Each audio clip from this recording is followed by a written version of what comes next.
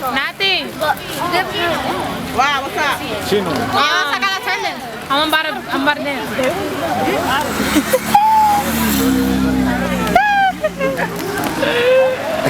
Come on, for real. So my name is Natasha Rivera, and I am the director and owner of End Dynamite. It's a baton team I founded in 2009 for young girls within the same area in the Villa Victoria, Lower Roxbury, more towards the Back Bay. It's a cheer program, baton team program, and we come out in parades, festivals, and things like that, small events, basically just to get them off the streets. All right, what kind of music you want? Anything? Yeah. All right, I'm gonna put some dubstep. No, you should put that song that that they've been doing. What?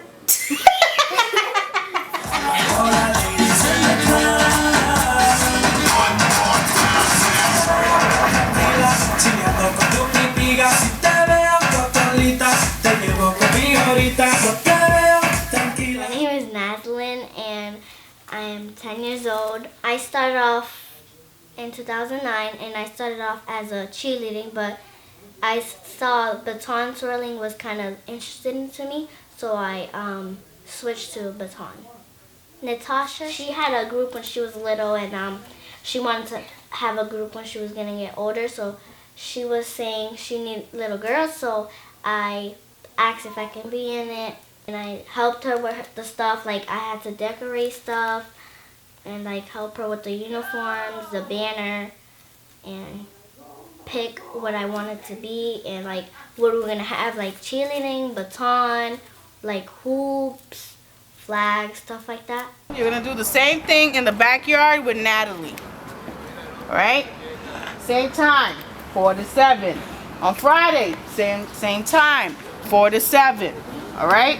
Come in just because I'm not there doesn't mean that you could come here wearing whatever. You come with your t-shirt, your leggings, t-shirt and shorts, and your baton.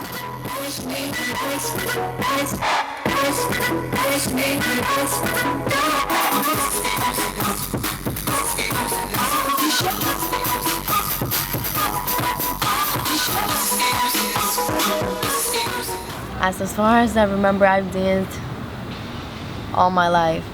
Every day after school, I'll do my homework, then right after you'll see me just putting music on and I'll just dance my life away. I just danced. It didn't matter if I was doing ballet, techno, whatever I was doing, I was just dancing.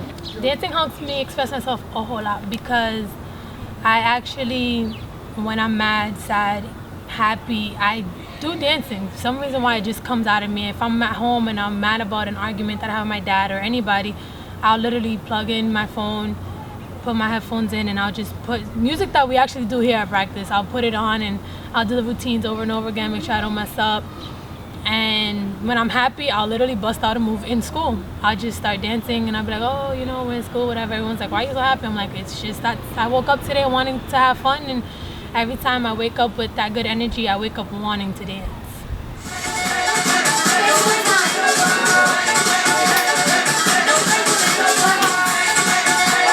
Break it down. So it's like that, say, and then it goes 1, 2, 3, 4. And then isn't it you go down and then you go up 1, 2, 3, 4. 1, 2, 3, 4. 1, 2, 3, 4. Slide. 1, 2, 3, 4. When you come back here, you're gonna go out, out, in, side, side. 1, 2. In June 2010, that was our first parade, the gay parade. That parade was just a big problem for every parent. It was more of, no, I don't want my daughter to come on that parade because they're gonna be gay, or no, I don't want her to even be in this team anymore because you're gay. The people in Pride were just like, oh my God, these are the first Latinas, young teen that comes out from the South End to twirl and dance to support the gay society, and that's something big for them because no other baton team has done it. My niece is Natasha, the owner,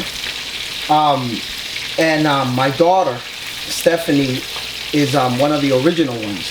Then my little daughter, my youngest daughter, she's in the group too. So I wanted to make sure that where my daughter's at, that my niece, whatever they doing, I wanted to make sure that they were going to be happy.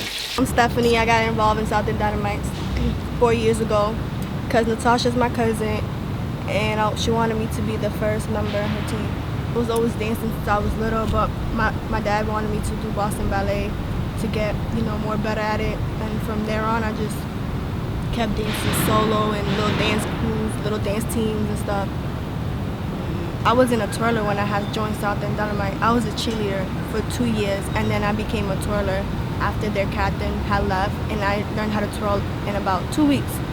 And it was not easy, but the more you practice and the more you do it, then it looks like it's complicated, but once you have it in your hand and you just learn it, then you just go with the flow. We dance for a lot of things, for graduations, 315s, certain events in plazas, and dancing for them, it feels good because when you're dancing, you see everyone and they're cheering and they're smiling and they're amazed what they see when you're doing it. And it's like, you're used to doing it, so you're not like, oh, so amazed, but like when you see other people seeing what you're doing, it's like, it makes you feel good because you're doing something good.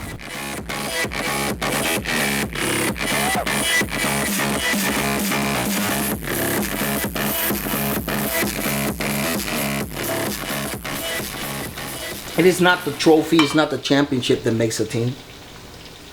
It's the working together.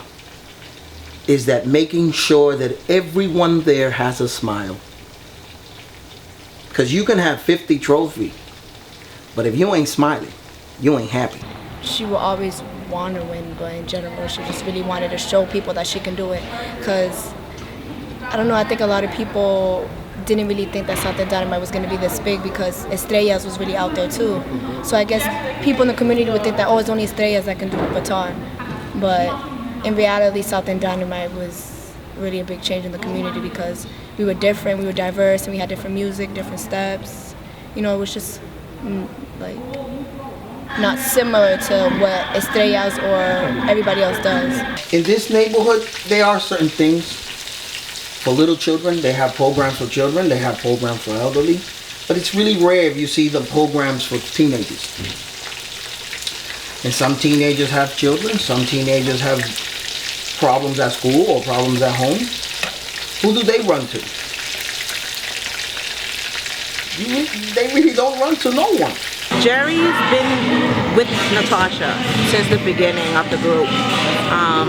He's been there, he's done all the cooking for these girls. If they needed rides, they would bring them. It's like, let's go shopping. He would take them everywhere to go and get their things that they need to perform in every event. Also my son Jeremy has been there. He's the one that gives her ideas on what dances to do, what not to do.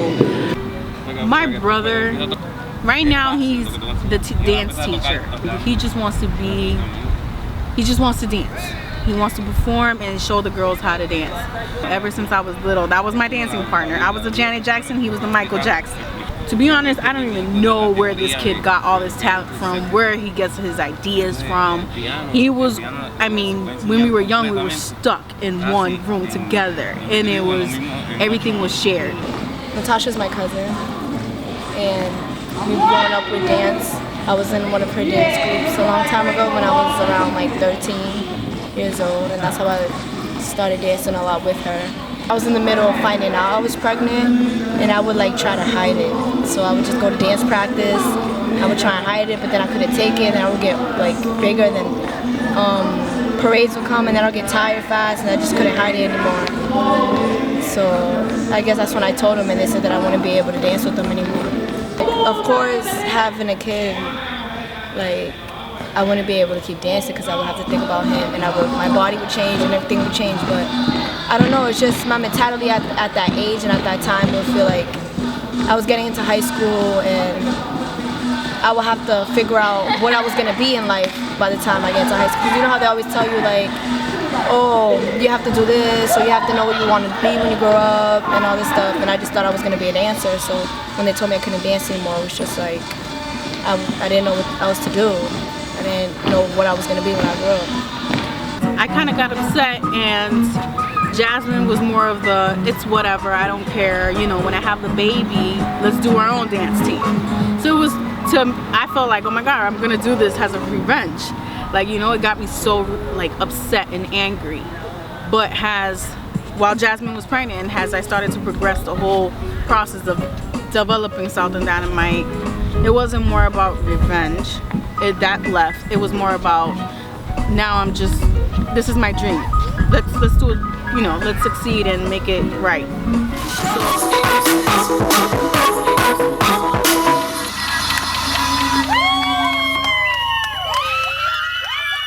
I'm a fan of the team because my daughter Sophia joined the team.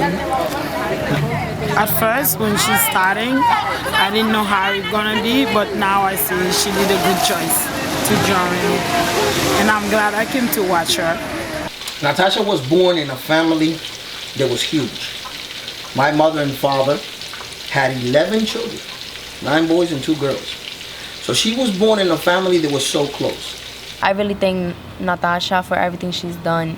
Like, she helped me as a person, she helped me grow, she helped me find myself and to see that dancing is the way for me, that she actually made it more and more clear that this is what I really want to do for the rest of my life.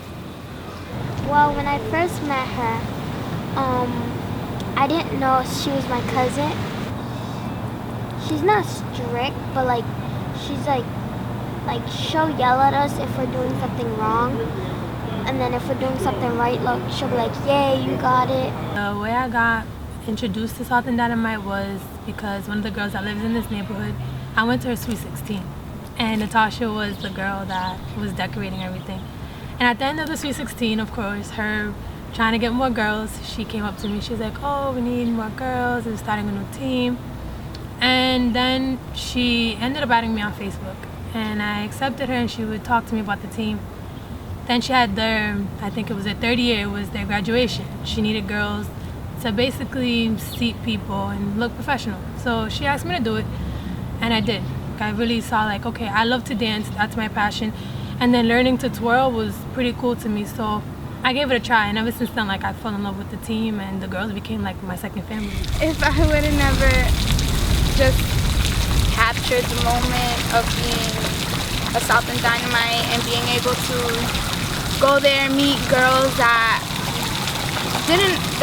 I could relate to, because as a young woman in Boston and growing up in Boston and growing up without a father that's not in the household with me at all times, or to, you know, comfort me when I needed him to be there. It was hard, like, it was not easy at all. When I was in elementary school, I got bullied, I got pushed down the stairs. And then when I was in middle school, I like had a time where I wore hats. Then I got to a point my mom was like, hey, you know, wear wigs.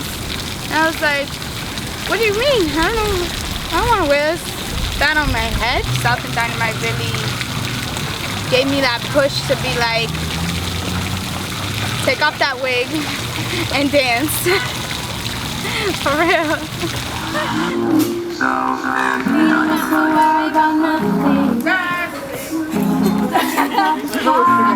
Hey, everybody.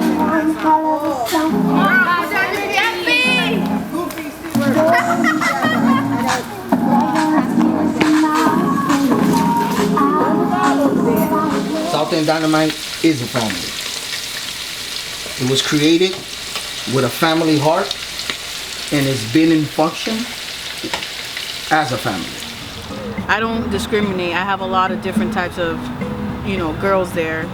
Black, white, Puerto Rican, Dominican. I mean, I want people to see that, you know, it's a team that fought for change in music, in style, you know, in being accepted for who they are. You know, gay, not gay, trans, you know, changing the way everything's looked at, having boys in it, and they're all in one house together as a family. That's unique. It's totally different. You know, we change our uniforms and we base it on each other, how we feel, how comfortable we feel. I don't sit here and pick a uniform because I want it to be, you know, that's my favorite uniform. No, it's more of my team chose that because that's what they wanted.